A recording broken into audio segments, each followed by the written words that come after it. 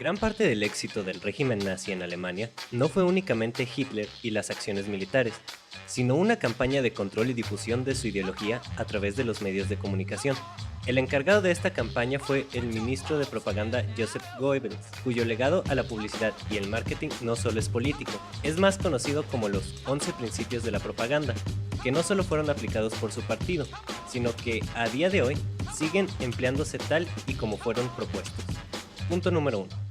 Principio de simplificación y del enemigo único.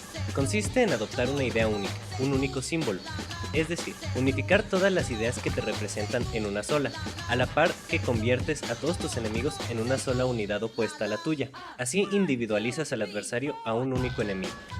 Uno digno representante de la aplicación de este principio son los estadounidenses, quienes focalizan lo positivo en conceptos como libertad y usan símbolos para sus adversarios como el terrorismo, que incluye a diferentes naciones como Irak, Irán, Afganistán y prácticamente todo desafortunado de Medio Oriente.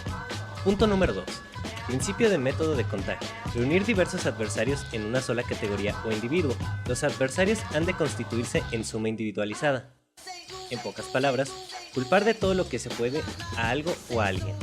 Muy parecido a lo que hace Felipe Calderón con el narcotráfico. Todos los problemas de México en mi sexenio no son mi culpa, es del narcotráfico. Punto número 3. Principio de la transportación. Cargar sobre el adversario los propios errores o defectos respondiendo el ataque con el ataque. Si no puedes negar las malas noticias, inventa otras que las distraigan. Por muchos años, la máxima figura de información en la televisión fue Jacobo Zabludovsky.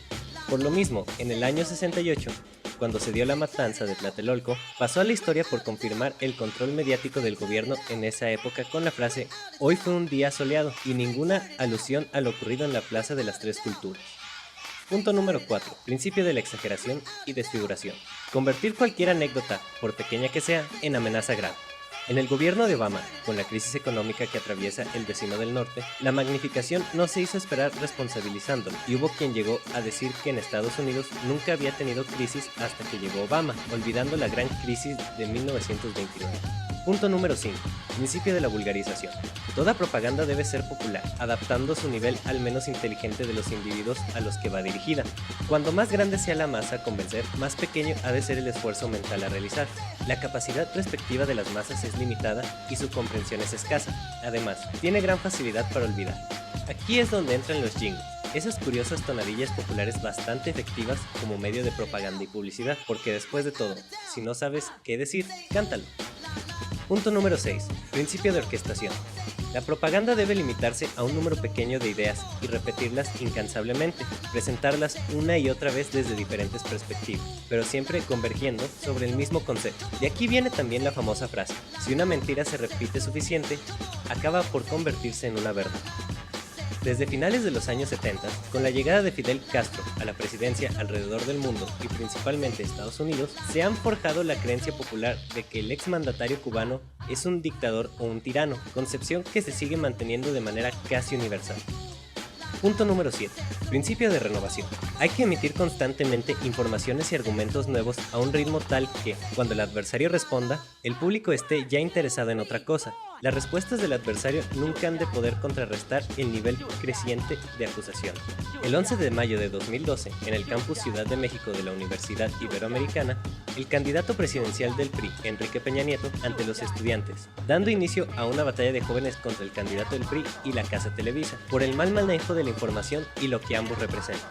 Punto número 8. Principio de la verosimilitud. Construir argumentos a partir de una fuente diversa, a través de los llamados globos sondas o de informaciones fragmentarias.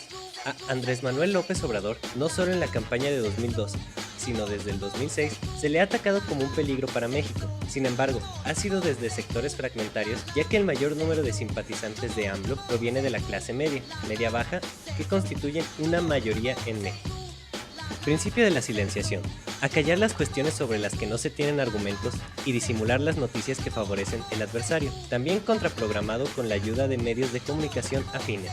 En junio de 2012, en las instalaciones de la Comisión de Derechos Humanos del Distrito Federal, se llevó a cabo un debate organizado por el Movimiento 132, el cual pasó inadvertido por las cadenas televisivas nacionales, prácticamente siendo su único medio de difusión las redes sociales y el Internet. Punto número 10.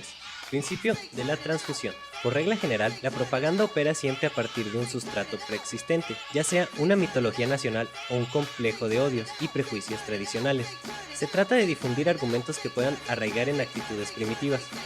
Desde su separación de la corona británica, el destino manifiesto de los estadounidenses han dejado en claro su visión de ellos mismos como figuras superiores a otras naciones. A partir del siglo XX, una oleada de inmigrantes llegaron a su territorio y a partir de ese momento ha comenzado una persecución de los mismos en una escala casi inquisitoria. Punto número 11. Principio de la unanimidad. Llegar a convencer a mucha gente de que piensa como todo el mundo, creando una falsa impresión de la unanimidad. Es lo que la candidata por la presidencia del PAN ha querido hacer desde el comienzo de su campaña, establecer una conexión por su género con el resto de la población femenina del país. Estos 11 puntos han sido usados por más de 80 años y siguen siendo vigentes dentro de la campaña de marketing político, publicidad y propaganda en todos los puntos del globo.